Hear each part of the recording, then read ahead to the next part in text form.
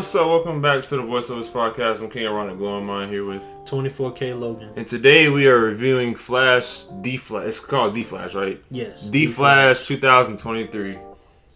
DC surprised me. I did not expect this movie to be this good. Alright, so I'm just gonna throw the cat out of the bag. So Non-spoiler, by the way. Non-spoiler. No, we're doing no spoiler? No Even spoiler. without it? Okay. So, we're going to do a spoiler-free review for once. So, Yeah. with all the Ezra Miller controversy that's been going around for a while, people talking about why are they continuing to get this movie out, Mm-hmm. And I'm like, yeah, this movie has to be good. And with all DC like cutting out shows and all this other stuff with Warner Bros.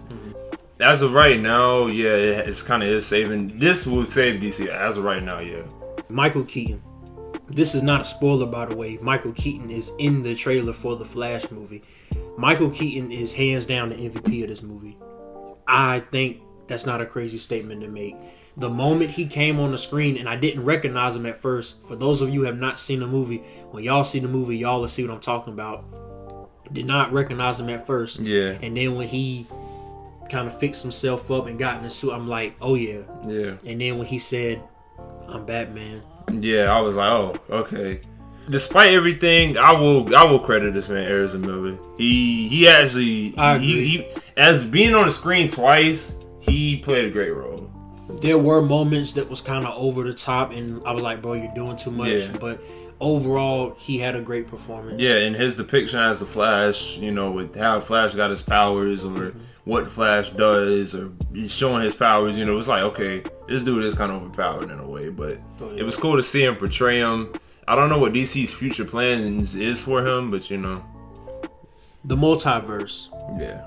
And I don't want to spoil too much. Yeah, you have to watch this just to see what we're talking about. But the biggest thing that I wanted to touch on in this review, have you noticed, or what I wanted to ask you, have you noticed a trend with this multiverse thing over the last 4 years, going back to Endgame? It seems like they are starting to follow that trend. It's like every hero movie, you got like a multiverse thing going on. I just don't want it to hurt them. Like seeing Michael Keaton and you have to watch. I'm not going to spoil it. You have to watch. See what we mean. I will not spoil it, but there is a cameo in here, and it was. I don't want to say it was emotional, but it was like, wow, they really did that. They did a great job with the CGI for it. Yeah, that's all I'm gonna say about that.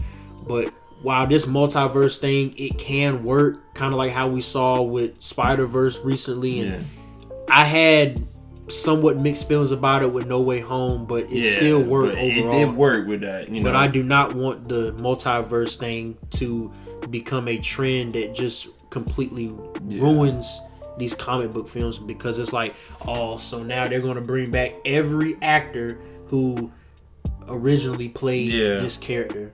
But if you want to see a good thing with like multiverse, watch What If on Disney Plus. That's a great like depiction of. I'm like, dang. My favorite part was Killmonger. Yeah. I'm like, y'all getting out like that, man. I love to watch her in the that one Ultron episode, the Vision thing. You have to watch it just to know what I'm talking about.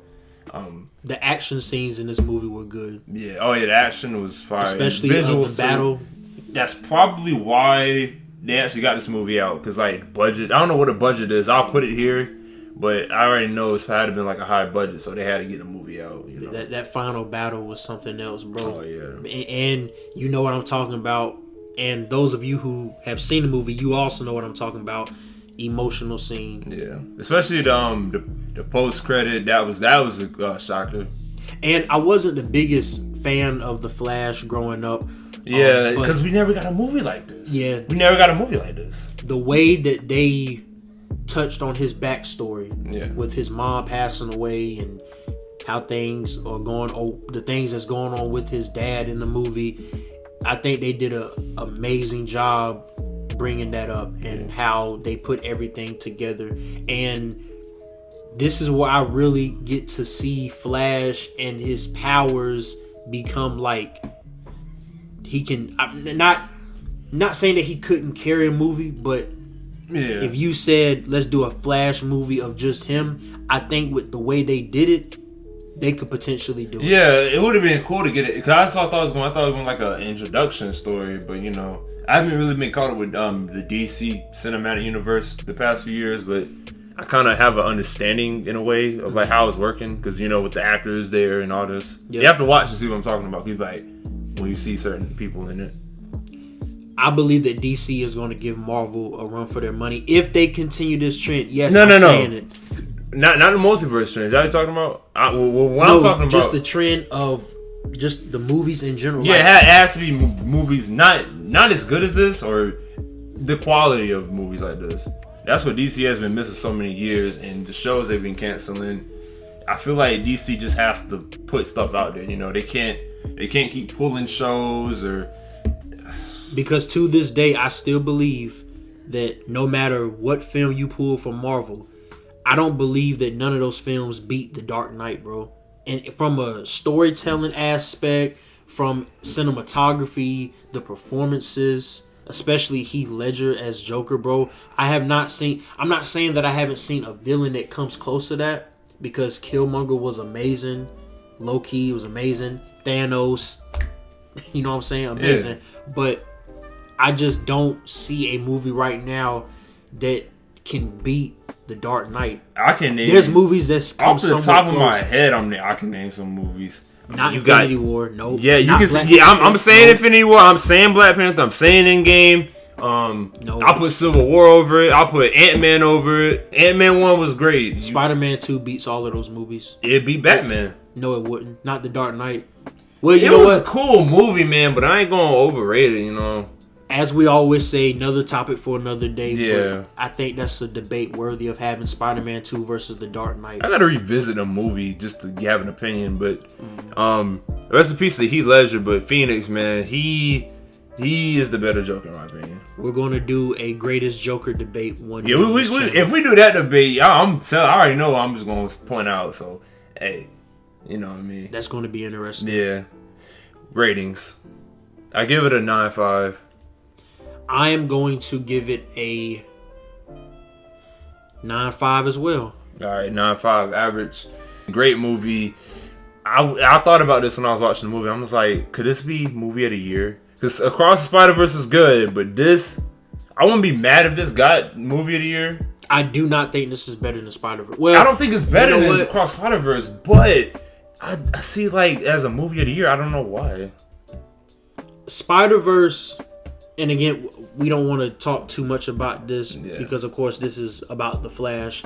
But there definitely were certain things that Spider-Verse did that were better than what The Flash did. Yeah, I look how I'm wearing a Marvel shirt as we do a DC movie. I love this shirt. I forgot where I got it from, but it's like, you know, it's a lot of the heroes. I think Punisher's up here.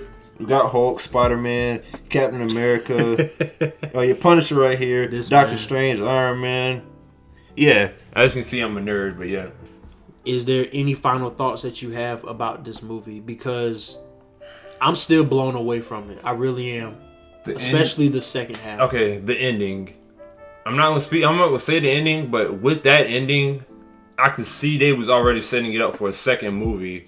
But we might not get a second movie due to all this Ezra Miller stuff. That will be interesting. Yeah. To see if we do get a second movie because they could recast them. They could do whatever they need to do. But as of right now, I don't see him getting a second movie. But he might. Who knows? He probably. I don't know.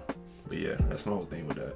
Guys, we appreciate y'all once again for watching. If you have not seen this movie, if you have not seen The Flash, please go and see it. I highly recommend it. If you are a fan of DC or just comic book films in general, this should be a no-brainer for you to go and see. Like we said, we give it a 9.5 out of 10. Almost gave it a 10 out of 10. Yeah, I was so close. I'm like, okay, the acting threw me off a little bit. That's why I had to back it up a little bit. But visuals and execution and the plot twist was big on it too. So that's really why I give it a 9.5. More reviews, ratings, and reactions on the way. Until next time, peace and love to everybody.